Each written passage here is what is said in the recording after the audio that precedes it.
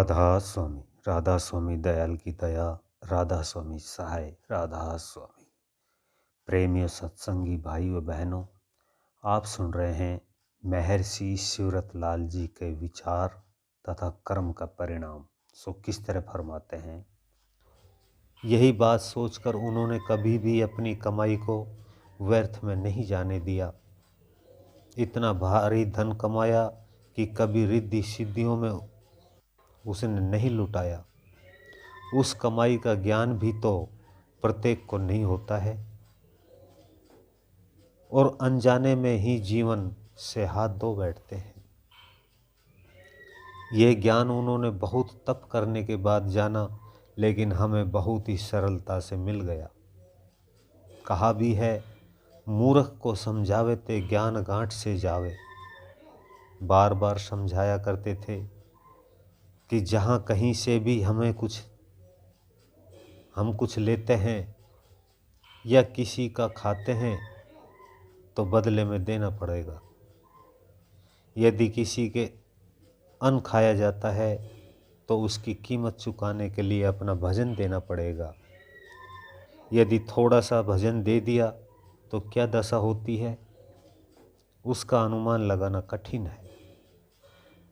ऐसी बात भी नहीं है कि उन्होंने खाने के बदले लोगों को अथवा प्रेमियों को नहीं दिया होगा। अनुमान लगाना कठिन है।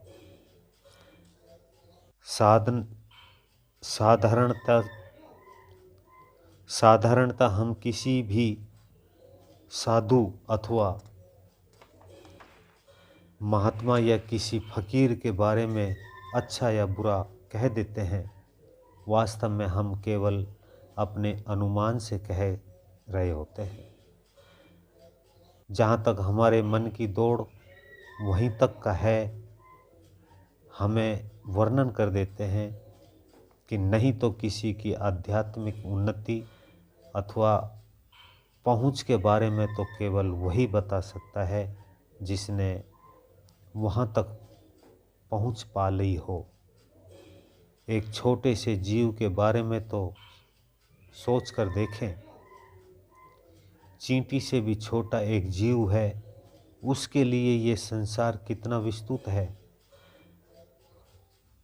कोई उसका अनुमान लगा सकेगा? स्वयं वह जीव क्या जाने कि संसार का विस्तार कितना भारी है।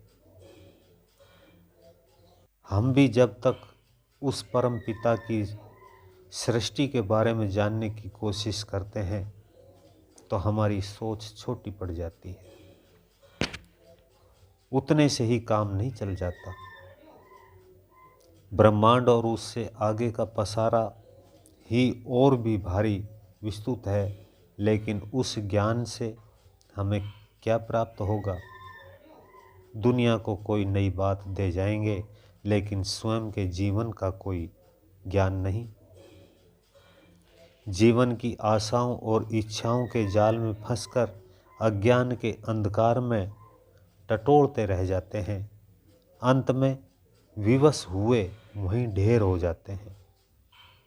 उस दशा का ज्ञान कराने के लिए संत संसार में आते हैं और एक अपना उदाहरण हमारे समक्ष रख कर के चले जाते हैं। जब वे सांसारिक जीवन जी रहे होते हैं तो भी वे परमार्थ कार्यों को करने से परहेज नहीं करते।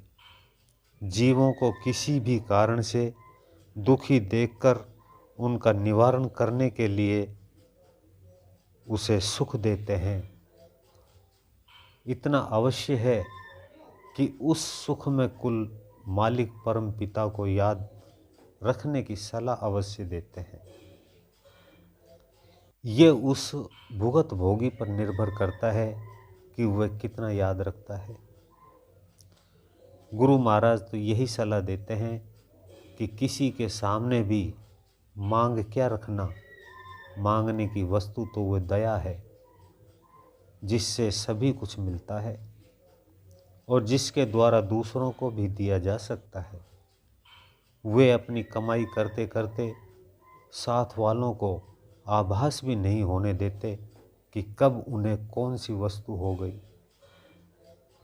ये अवश्य है कि उसे उस वस्तु की नितांत आवश्यकता थी। बारंबार उनका आग्रह यही होता था कि मालिक से केवल मालिक को ही मांगना चाहिए।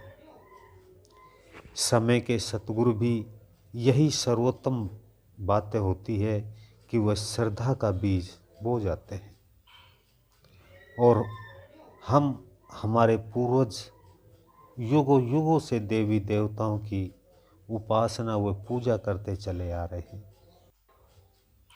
उसके पीछे या तो कोई स्वार्थ था या कोई भय छिपा रहता है।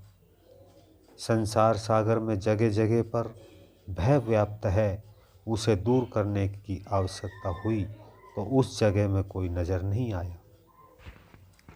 फिर किसी अलौकिक शक्ति का विचार आता है और अपनी वैचारिक धारणा के आधार पर पूजा अर्चना आरंभ कर दी। काम पूरा हो गया, उसके बदले भेंट देकर काम चुकता किया। दूसरों को पता चला, उन्होंने भी अपनी जानकारी ली और अपना काम निकाला। इस दौरान समय बीतते बीतते कुछ का कुछ बन गया, किसी को पता नहीं चलता। उसी तरह दूसरे पहलू के बारे में भी सोचें। किसी वस्तु की आवश्यकता पड़ी, मन ही मन प्रार्थना की और काम बन गया। फिर पहले की तरह से गुणगान और भेंट लोगों में चर्चा का विषय बन गया और सभी उस मार्ग की ओर अग्रसर हो उठे। अज्ञान में कहाँ ठीक और कहाँ गलत हो जाए कोई ज्ञान नहीं। स्वयं गुरु महाराज ने अपने जीवन में परिस्थितियों से लड़ते लड़ते देवी शक्तियों का सहारा लेने का प्रयास किया। उस प्रयोजन को पाने के लिए मालाएं फेरी, आरतियां उतारी और व्रत भी करे। उनका कोई भी काम बड़ी कठोरता के साथ होता था। पूजा भी की तो बड़ी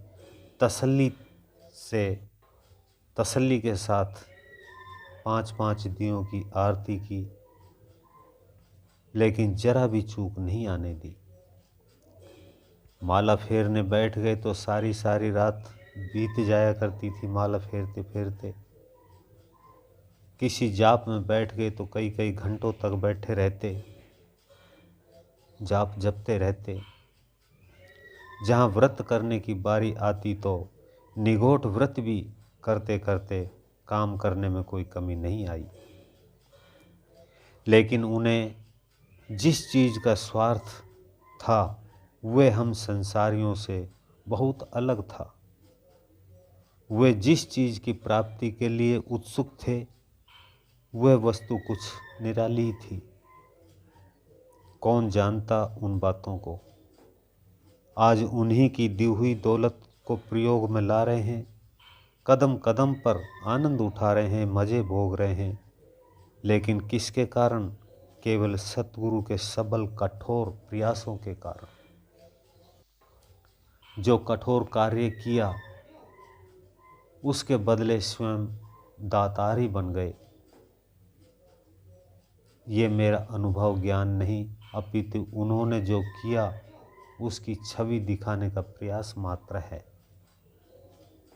स्वयं कम खाया करते और अधिक से अधिक कमाया करते, कम से कम आराम किया करते और अधिक से अधिक ध्यान भजन में। भी आप सुन रहे थे परम संत सतगुरु कंवर साहिब महाराज जी का ये सत्संग। इससे आगे सुनने के लिए वीडियो को लाइक करें, चैनल को सब्सक्राइब करें, ज़्यादा से ज़्यादा शेयर करें। सभी सत्संगी भाई बहनों को राधा स्वामी।